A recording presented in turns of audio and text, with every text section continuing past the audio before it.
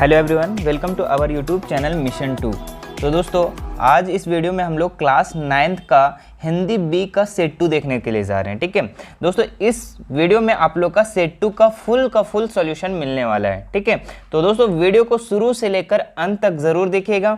ठीक है, और इसका कुछ बच्चे काफ़ी कमेंट कर रहे थे इसको लाने के लिए। ठीक है, सेट 2 को हिंदी बी का, तो मैं इसीलिए उसका बना रहा हूँ। ठीक है, तो वीडियो को लाइक ज़रूर कर दीजिएगा अगर अच्छा लगेगा तो। ठीक है, और चैनल पे नए हैं तो सब्सक्राइब कर बेल आइकन बटन को भी ज़रूर प्रेस कर दीजिएगा। ठीक है, इससे क्या है कि हर आने वाले वीडियो का नोटिफिकेशन, जो इसके बाद जो भी वीडियो मैं डालूँ तो नोटिफिकेशन आपके तक चला जाए। ठीक है, चलो तो ज़्यादा लेट ना करते हुए हम लोग वीडियो को स्टार्ट करते हैं। इसका क्वेश्चन को हम लोग देखते हैं। तो ये हिंदी बी का है। ठीक है, इसका देखिए खंड का में क्या दिया हुआ है कि एक काव्यांश दिया हुआ है। ठीक है, और इसको पढ़ना है ध्यानपूर्वक और इसका उत्तर देना है। ठीक है, तो एक बार पढ़ लेते हैं क्या लिखा हुआ है। पक्षी और बादल ये भगवान के डाकिये हैं जो एक महादेश से दूसरे महादेश को जाते हैं। ठीक है, पक्षी और बादल क्या है? भगवान के डाकिये हैं जो एक देश से दूसरे महादेश में जाते हैं, मतलब एक देश से दूसरा देश चला जाता है ना। तो इसको आप लोग एक बार पढ़ लीजिएगा। ठीक है, इसको रोक करके भी पढ़ सकते हैं या फिर आपके बुक में भी दिया हुआ है। हम लोग डायरेक्ट क्वेश्चन आंसर की तरफ बढ़ते हैं। क्वेश्चन क्या लिखा हुआ है कि भगवान के डाकिये कौन कौन है। ठीक है, तो भगवान के डाकिये जो है पक्षी और बादल, जो पहला लाइन पढ़े उसी में तो आपका उत्तर छुपा हुआ था। ठीक है, पहला लाइन में ही उत्तर छुपा हुआ था। भगवान के डाकिये कौन कौन है? पक्षी और बादल है जो एक देश से दूसरे देश जो भी संदेश होते हैं उससे ले जाते हैं। ठीक है, दूसरा प्रश्न क्या है? भगवान के डाकिया क्या क्या बाँचते हैं? तो भगवान के डाकिया जो है वो पेड़ पौधे पानी और पहाड़ क्या करते हैं? बाँचते हैं। ठीक है, क्या क्या करते हैं? पेड़ पौधे और पानी, ठीक है, और पहाड़ को बाँचते हैं। ठीक है, इसका भी उत्तर आपका इसी में छुपा हुआ है। ठीक है, देखिए यहाँ पे उत्तर है इसका, पेड़ पौधे और पानी पहाड़ क्या बाँचते हैं, है ना भगवान। चलिए इसके बाद हम लोग थर्ड नंबर क्वेश्चन को देखते हैं। हम केवल क्या आँख पाते हैं? तो इसका उत्तर हो जाएगा दोस्तों, एक देश की धरती दूसरे देश को सुगंध भेजती है, बस इसी चीज़ को हम लोग इसमें जांच पाते हैं। ठीक है, इसको आँख पाते हैं। ठीक है, तो इसका आंसर ये हो जाएगा। इसको आप लोग तीनों क्वेश्चन को नोट डाउन कर लो। ठीक है, चलो इसका खंड खा में आते हैं। खंड खा में दिया हुआ है दोस्तों व्याकरण। ठीक है, आपका ग्रामर क्वेश्चन से दिया हुआ है, इसको हम लोग देखते हैं क्या दिया हुआ है। 4 नंबर क्वेश्चन में दिए गए अशुद्ध वाक्य को शुद्ध करके लिखे। ठीक है, तो इसका देखिए ये अशुद्ध है। सबसे पहले जो ये डार्क ब्लैक में है, ठीक है, बोल्ड में किया हुआ है, वो क्या है? अशुद्ध। और हमको जो उत्तर इसमें बना रहे हैं, ठीक है, हम वो क्या है? वो शुद्ध वाक्य। देखिए क्या क्वेश्चन है, लड़का और लड़की पढ़ती है। देखिए ये क्या लग रहा है? अटपटा सा लग रहा है, अशुद्ध है। तो इसका सही उत्तर शुद्ध वाक्य क्या हो जाएगा? लड़का और लड़की पढ़ते हैं। ठीक है, यहाँ क्या हो जाएगा? लड़का और लड़की पढ़ते हैं। ठीक है, चलो इसके बाद हम लोग अथवा में करके दिया। आपको तो इसमें एक ही बनाना है, लेकिन हम दोनों को बना दिए हैं। क्या लिखा हुआ है? यह बात कोई को मत बताना। ये कैसा सेंटेंस है? ये तो पूरा गलत है ना। यहाँ पे कोई के जगह में किसी होना चाहिए। क्या लिखा हुआ है इसका उत्तर? यह बात किसी को मत बताना। ये कोई के जगह में किसी होगा। ठीक है, यह बात किसी को मत बताना। ठीक है, सिर्फ हमको छोड़ करके। चलिए नेक्स्ट बढ़ते हैं हम लोग। 5 नंबर क्वेश्चन। हाँ, लंबोदर का समास विग्रह कर भेद का नाम लिखें। ठीक है, तो लंबोदर का समास विग्रह करना है और वो कौन सा भेद है इसके बारे में लिखना है। तो लंबोदर का अगर समास विग्रह करते हैं तो इसका उत्तर होगा लंबा है उदर जिसका। ठीक है, लंबा है जिसका उदर, उसको हम लोग लंबोदर कहते हैं। और ये इसका विग्रह अगर करते हैं तो ये है आप लोग का बहुव्रीहि समास। कौन सा समास? बहुव्रीहि समास। ठीक है, अथवा में करके प्रश्न दिया हुआ है। देखिए अथवा में करके आप लोग का प्रश्न दिया हुआ है। इसका क्या क्वेश्चन है?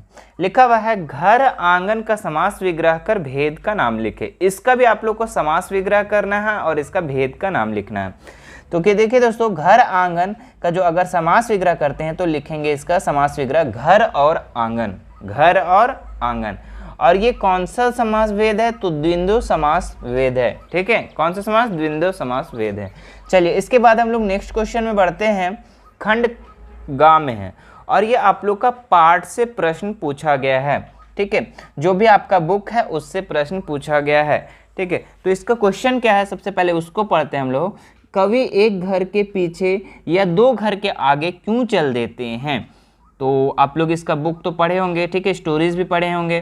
तो देखिए इसका उत्तर क्या होगा, मैंने लिखा है कवि एक घर पीछे या दो घर आगे इसलिए चल देता है क्योंकि उसे नए इलाके में उसके घर पहुंचने तक की जो निशानियां थी वे सब मिट चुकी थी। ठीक है, यानी कि कवि एक घर के पीछे तो कभी दो घर के आगे चल जाता है। तो क्यों? क्योंकि उसके नए घर के इलाके में उसके घर पहुंचने की जो भी निशानी थी वो सब मिट चुकी थी। उसने कई निशानियां बना रखी थी, जैसे एक मंजिल मकान की निशानी, बिना रंग वाला लोहे का फाटक। यानी कि ऐसा हम लोग नहीं जानते हैं, जैसे कि आप अगर कहीं नानी घर जाते हैं, ठीक है, या कहीं पे भी जाते हैं अपना रिलेशनशिप, है ना, कहीं पे जाते हैं रिलेशन के यहाँ, तो कुछ दिन बाद, 5 साल बाद, 6 साल बाद आप लोग जाते हैं, ठीक है, तो ऐसा नहीं लगता है कौन सा घर था हम तो भूल गए, है ना। तो किस चीज़ से पहचानते हैं आप? कोई मंजिल कि हाँ इसी का घर का बगल में था, हाँ यही रंग वाला फाटक था इधर और ये चेंज हो गया है, ठीक है। तो इस तरह से आप लोग पहचानते हैं। इसी तरह से कवि भी पहचानता था, लेकिन वो क्या था, सब मिट चुका था। लेकिन इनमें से कुछ भी नहीं बचा था। प्रतिदिन आ रहे थे परिवर्तनों के कारण अपना घर नहीं ढूंढ पाया और आगे पीछे निकल जाता है। ठीक है, तो कभी अपना घर भूल गया, ठीक है, वो कभी दो घर आगे चला जाता था, तो कभी एक घर पीछे, कभी दो घर पीछे, तो कभी एक घर आगे, इस तरह से। ठीक है, क्योंकि उनकी सारी निशानियां मिट चुकी थी, है ना। चलो इसके बाद हम लोग 7 नंबर क्वेश्चन को देखते हैं।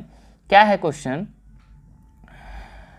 आदमी नामा के पहले चंद में कवि की दृष्टि आदमी के किन किन रूपों में बखान करती है। ठीक है, तो आदमी नामा, देखिए इसमें उत्तर क्या है। पहले चंद में कवि की दृष्टि आदमी से में निम्नलिखित रूपों का बखान करती है। पहला, आदमी की बादशाही रूप। ठीक है, आदमी नामा में क्या बखान करता है? आदमी का बादशाही रूप। दूसरा, आदमी का मालदारी रूप। ठीक है, और क्या करता है उसमें? आदमी का कमजोरी वाला रूप, आदमी का स्वादिष्ट भोजन वाला रूप, आदमी का सूखी रोटियां चबाने वाला रूप। ठीक है, तो इतना उत्तर है दोस्तों, इसको आप लोग नोट डाउन कर लो, स्क्रीनशॉट ले सकते हैं। चलिए इसके बाद हम लोग देखते हैं खा नंबर। ठीक है, ये क्या लिखा हुआ है? चारों चंदों में कवि ने, अच्छा ये आपका मिसप्रिंट हो गया, ये नहीं होगा, ठीक है, ये हटा दो इसको। चलो नेक्स्ट हम लोग बढ़ते हैं अगला क्वेश्चन। व्याख्या कीजिए। देखिए एक कविता दिया हुआ है आपके बुक से, उसको आप लोग को व्याख्या करना है, इसका मतलब क्या होता है, इस चीज़ को आप लोग को समझाना है। कहा गया है, रहीमन देखी बड़ेन को लघु न दीजिए डरी, जहाँ काम आवे सुई कहाँ करे तलवारी। ठीक है, इसका अर्थ क्या होता है दोस्तों? रहीम कहते हैं कि बड़ी या महंगी वस्तु हाथ लगने पर छोटी या सस्ती वस्तु का मूल्य कम नहीं हो जाता है। ऐसा नहीं कि बड़ा अगर महंगा वस्तु है तो छोटा वस्तु सस्ता नहीं हो जाता है, ठीक है, कम मूल्य नहीं हो जाता है। हर वस्तु का अपना महत्व होता है। ठीक है, जहाँ सुई काम आती है वहाँ सुई से ही काम सधेगा, जहाँ तलवार से नहीं। ठीक है, तो ऐसा ज़रूरी नहीं कि बड़ा चीज़ आ गया, ठीक है, जैसे मान लो कि आप कहीं पे भी तलवार का यूज़ कर रहे हैं, ठीक है, और कहीं चाकू है, तो ऐसा नहीं कि बड़ा चीज़ आ गया तलवार तो अब चाकू का दाम कम हो गया। चाकू अपना जगह पे जो सेम काम करता है वो अपना महत्व सेम रखता है। ठीक है, अगर आप वहाँ पे आलू को काटते तो चाकू से ही काटेंगे, वहाँ तलवार से नहीं काटने जाएंगे। ठीक है, तो यही चीज़ कवि कह रहा है, इसका मतलब जो बता रहा है, ठीक है, इस 2 लाइन का कविता में बता रहा है कि जो भी बड़ी महंगी वस्तु आ जाती है तो ये मत समझिए कि छोटी वस्तु का कम मूल्य हो गया। ठीक है, उसका भी अपना एक महत्व होता है। ये तो आप लोग को समझा दिया, समझ में आ गया होगा बहुत अच्छा तरह से। चलिए इसके बाद अथवा में करके एक प्रश्न दिया हुआ है, ठीक है, इसका भी आप लोग को व्याख्या करना है। रहीमन पानी रखिए बिनु पानी सब सून, पानी गए न उबरे मोती मानुष चून। इसका मतलब क्या होता है दोस्तों? रहीम ने पानी को 3 अर्थों में प्रयुक्त किया है। पानी का पहला अर्थ में क्या बोला है? मनुष्य के संदर्भ में विनम्रता से है। ठीक है, मनुष्य से हमेशा विनम्रता होना चाहिए। ठीक है, मतलब कि मनुष्य क्या है ना, विनम्रता होना चाहिए। ठीक है, कोई भी चीज़ को लेकर के विनम्रता होना चाहिए। दूसरा, पानी का दूसरा अर्थ बताया आभा, तेज चमक से है, जिसके बिना मोती का कोई मूल्य नहीं, है ना। जैसे कि दूसरा अर्थ पानी का बता रहा है कि तेज चमक भी होना चाहिए। ठीक है, अगला तीसरा अर्थ क्या बता रहा है? जल से है, जिसे आटे को जोड़कर दर्शाया है। रहीम का कहना है कि जिस तरह आटे के बिना संसार का अस्तित्व नहीं हो सकता, मोती का मूल्य उसका आभा के बिना नहीं हो सकता, उसी तरह विनम्रता के बिना व्यक्ति का कोई मूल्य नहीं हो सकता। तो मनुष्य है तो आप में विनम्रता होनी चाहिए, ठीक है। मनुष्य को अपने व्यवहार में हमेशा विनम्रता रखनी चाहिए, ठीक है। पेशेंस भी होना चाहिए, विनम्रता भी होना चाहिए, ठीक है। चलो इसके बाद आप लोग का यहाँ पे 9 नंबर सवाल है, ठीक है।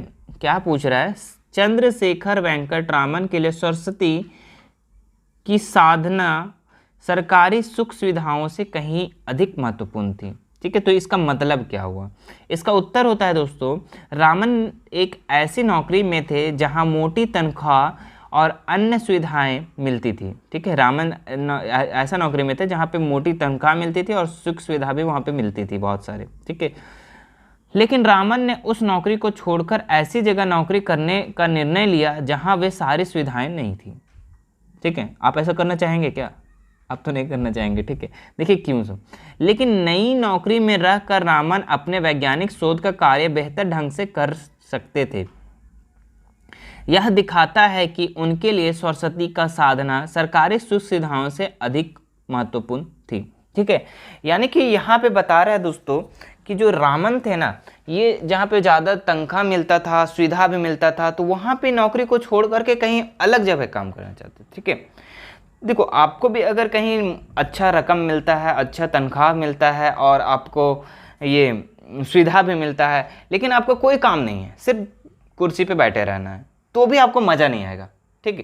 क्योंकि आप कुछ तो करना होगा, ठीक है, कुछ ना कुछ करते रहना होगा, तभी आपको मज़ा आएगा, ठीक है। तो यहाँ पे जो कवि है मतलब रामन है, ठीक है, वो वैज्ञानिक शोध मतलब साइंस रिसर्च, ठीक है, वहाँ पे साइंस रिसर्च का कार्य अच्छे ढंग से कर रहे थे, ठीक है, जो नई नौकरी थी, ठीक है। तो ये चीज़ आप लोग का इसका आंसर हो जाएगा। चलिए इसके बाद हम लोग देखते हैं 10 नंबर सवाल। क्या लिखा हुआ है, जज को पटेल की सजा के लिए 8 लाइन के फैसले को लिखने में 1.5 घंटा क्यों लगा।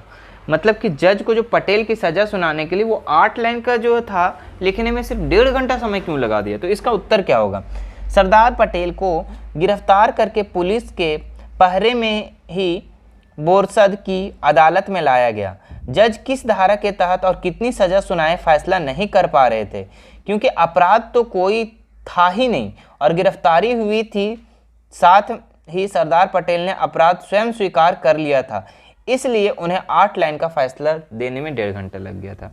मतलब कि यहाँ पे जो जज थे उनको ये चीज़ पता ही नहीं चल रहा था कि आखिर इसका जो अपराध किया है आखिर कौन किया है।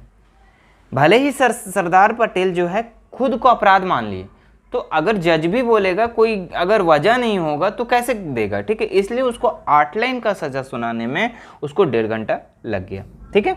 चलो इसके बाद हम लोग 11 नंबर सवाल देखते हैं। लेखिका ने गिल्लू को क्यों और कैसे मुक्त किया। तो इसका उत्तर हो जाएगा दोस्तों, उसे मुक्त करने का कारण यह था कि उस जैसे छोटे जानवर का कुत्ता और बिल्ली आदि से रक्षा करना मुश्किल था, ठीक है। यानी कि छोटा जानवर भी वहाँ रहते थे, ठीक है, कुत्ता और बिल्ली, तो उससे इसको रक्षा करना मुश्किल हो रहा था, इसलिए उसको मुक्त कर दिया। दूसरा क्या है, लेखिका ने उसे मुक्त करने के लिए जाली का कोना खोल दिया और उसी मार्ग से गिल्लू बाहर आ जा सकता था, ठीक है, तो उसे मुक्त कर दिया। इसके बाद हम लोग 12 नंबर सवाल देखते हैं। क्या लिखा हुआ है, अपने विद्यालय के खेलकूद दिवस के बारे में बताते हुए अपने पिताजी को एक पत्र लिखना है। तो आपके स्कूल में कोई खेल हो रहा है, ठीक है, कोई खेल आयोजन है, ठीक है, तो उसमें आप लोग को पिताजी को एक पत्र लिखना है। तो इसका देखिए कैसे लिखना है। आपको सबसे पहले कोई जगह का नाम लिखना है, हजारीबाग है हजारीबाग लिखना है, धनबाद है तो धनबाद लिखो, रांची है तो रांची लिखो, ठीक है। दिनांक में आप लोग का जो डेट है जिस दिन आप पत्र लिख रहे हैं उस डेट लिखो। यहाँ पे आदरणीय पिताजी सादर चरण स्पर्श इतना लिख लेना है। उसके बाद नीचे लिखना है आप लोग को, जैसा कि आपको मेरे पिछले पत्र से पता चल ही गया था कि मेरे विद्यालय में खेल दिवस का आयोजन था, उसी खेल दिवस की कुछ बातें बताने के लिए यह पत्र लिख रहा हूँ, ठीक है, इतना लिख लेना है। उसके बाद लिखना है, कल ही हमारे विद्यालय में खेल दिवस का आयोजन था जो कि बहुत उत्साह के साथ मनाया गया, ठीक है। शुरुआत में मुख्य अतिथि के द्वारा कहे गए कुछ शब्द, मतलब कि जो स्टार्ट होता है खेल का आयोजन, ठीक है, उस समय क्या कहते थे, जो भी मेहमान होते हैं अतिथि होते हैं वो क्या करते, कुछ शब्द बोलते, भाषण देते हैं ना। उसके बाद सबसे पहले दौड़ का आयोजन हुआ, लड़के लड़कियां के वर्ग की दौड़ हुई, ठीक है, और फिर कबड्डी खेल भी हुआ। अंत में अतिथि द्वारा जीते गए बच्चों को पुरस्कृत किया गया। ठीक है, इतना क्या कर रहे हैं, अपने पापा को बता रहे हैं, अपने पिताजी को बता रहे हैं। उसके बाद नीचे आपको समाप्त कैसे करना है पत्र को वो देखें। लिखना है अगले साल होने वाले खेलकूद आयोजन में मैं भी भाग लेने जा रहा हूं। आप लोग की दुआ है कि मैं उस आयोजन में कोई स्थान प्राप्त करूं। ठीक है, मैं अपना पत्र यहीं समाप्त कर रहा हूं। ठीक है, मम्मी को प्रणाम, पिताजी को तो लिख ही रहे हैं ना, तो मम्मी को प्रणाम और बच्चे लोग को आशीर्वाद। ठीक है, तो इतना लिख लेने के बाद आप लोग को कितना सिंपल सा लैंग्वेज में लिखा हुआ, आप लोग इसको आराम से 1-2 बार लिख के प्रैक्टिस कर सकते हैं। ठीक है, चलो इसके बाद आपका प्यारा पुत्र जो भी है, रमेश, राम, सीता, गीता जो भी हो गया, ठीक है, उसको लिख लेना है। उसके बाद देखिए अथवा में एक और दिया हुआ है, इसको आप लोग देख लीजिए। ठीक है, क्या लिखा हुआ है, अपने बड़े भाई के विवाह पर आमंत्रण के लिए अपने मित्र को एक पत्र लिखें। मतलब कि आपके बड़े भाई का विवाह हो रहा है, शादी हो रहा है, तो अपने मित्र को कैसे पत्र लिखेंगे। ठीक है, तो देखिए सबसे पहले आप लोग को लिखना है जिस राज्य में आप रहते हैं, जिस जगह पे रहते हैं उस चीज़ को लिख लीजिएगा। उसके बाद आपको डेट लिखना है जिस दिन आप पत्र लिख रहे हैं। उसके बाद लिखना है प्रिय मित्र, जो भी मित्र का नाम होगा, ठीक है, राम, ठीक है, रावण, कुछ भी होगा, ठीक है, नाम, तो उस नाम लिख लीजिएगा यहाँ पे। ठीक है, चलिए आगे आते हैं हम लोग नमस्ते। ठीक है, यहाँ लिखेंगे हम लोग नमस्ते। प्रिय मित्र राम या फिर आशुतोष, यहाँ पे लिखा हुआ है ना, प्रिय मित्र आशुतोष, मुझे पत्र लिख कर बहुत खुशी हो रही है और मेरा परिवार भी सकुशल है। आशा करता हूँ कि तुम भी और तुम्हारा परिवार भी सब कुशल होंगे। प्रिय मित्र, तुम्हें यह सह परिवार सहित मेरे भाई की शादी में आमंत्रण के लिए पत्र लिख रहा हूँ। मेरे भाई की शादी का विवाह 2 दिसंबर 2021, जिस दिन आप शादी कर रहे हैं, ठीक है, अपने भाई का जिस दिन शादी हो रहा है उस डेट लिखिएगा। ठीक है, गलत मत लिख दीजिएगा वरना जाके वो ढूंढते रह जाएगा कि शादी कहाँ हो रहा है ना, तो अच्छा डेट लिख दीजिएगा। ठीक है, और मुझे भी साथ साथ में लिख दीजिएगा। ठीक है, मैं भी आ जाऊंगा। इसके बाद 2 दिसंबर 2021 में होने वाला है, जिसका आरंभ 4-3 पूर्व 28 नवंबर से हो जाएगा। ठीक है, 28 तारीख से स्टार्ट हो जाएगा। प्रिय मित्र, इस शुभ अवसर पर तुम सह परिवार आमंत्रित हो और मैं चाहता हूं कि तुम अपना परिवार के साथ 28 नवंबर से पहले ही इस विवाह में सम्मिलित होने के लिए आ जाओ। ठीक है, तो अपने मित्र को ऐसा बताना है, ठीक है, कि शादी से 2-4 दिन पहले आ जाए। ठीक है, वरना बोलेगा शादी दिन मत बुलाना। ठीक है, तो शादी से पहले, ताकि उसको भी अच्छा लगे, है ना। चलो उसके बाद, अतः मैं तुम्हारे आगमन का प्रतीक्षा करूंगा या करूंगी। लड़की है तो करूंगी, लड़का है तो करूंगा। ठीक है, चलो उसके बाद तुम्हारा मित्र जो भी है, ठीक है, वहाँ रावण था तो यहाँ पे राम लिख देना है ना। चलो राम। इसके बाद हम लोग आते हैं 13 नंबर सवाल। ठीक है, इसको आप लोग स्क्रीनशॉट ले लो। ठीक है, मज़ेदार लग रहा है ना। चलो इसके बाद हम लोग 13 नंबर सवाल देखिए।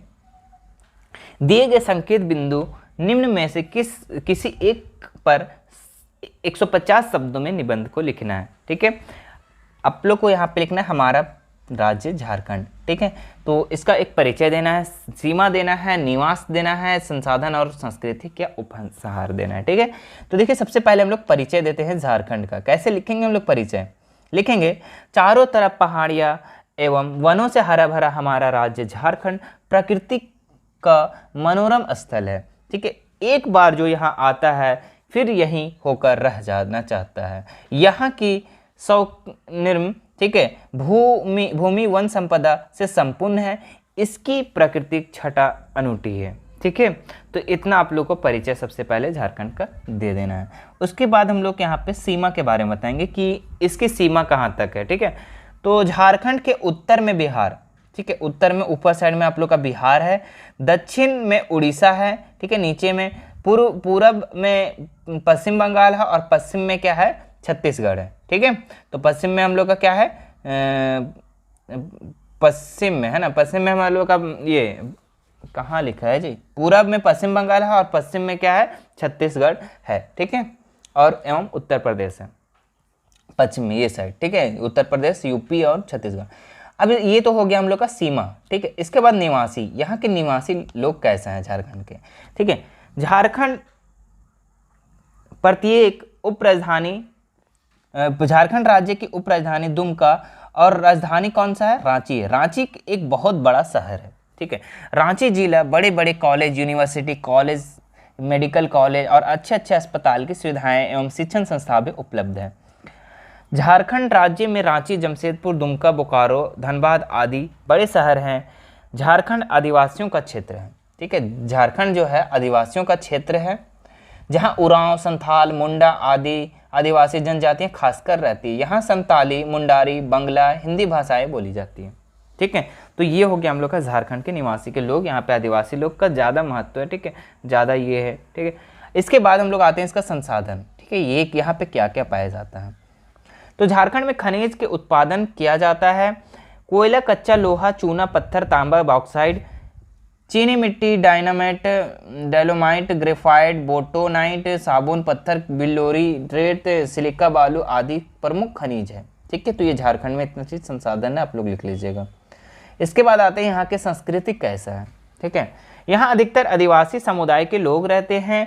इसी वजह से उस राज्य के लोग के जीवन में संस्कृति और समुदाय की छाप देखी जा सकती है। जहाँ जितिया पूजा, कर्मा पूजा, सरहुल इत्यादि आदिवासी समाज के मुख्य रिवाज हैं। यहाँ पर सभी लोगों को अपनी प्रकृति से बहुत ही ज़्यादा लगाव है, ठीक है। तो ये संस्कृति यहाँ का हो गया। इसके बाद आते हैं हम लोग उप सहार में, ठीक है। तो झारखंड का क्षेत्रफल जो है कितना है, 79,714 वर्ग किलोमीटर। झारखंड की लंबाई जो है 463 वर्ग किलोमीटर और चौड़ाई 380 किलोमीटर लगभग है, ठीक है। झारखंड राज्य में इतना कितना 23,605 वर्ग किलोमीटर क्षेत्र में क्या है, वन है, जंगल है, ठीक है। तो ये था दोस्तों हम लोग का आज का हिंदी बी का टोटल सॉल्यूशन, ठीक है। तो उम्मीद करते हैं ये वीडियो आप लोग को अच्छा लगा होगा, ठीक है। अगर अच्छा लगा तो फटाक से इस वीडियो को लाइक कर दीजिए और चैनल पे नए हैं तो सब्सक्राइब कर बेल आइकन बटन को भी प्रेस कर दीजिएगा, ठीक है। धन्यवाद।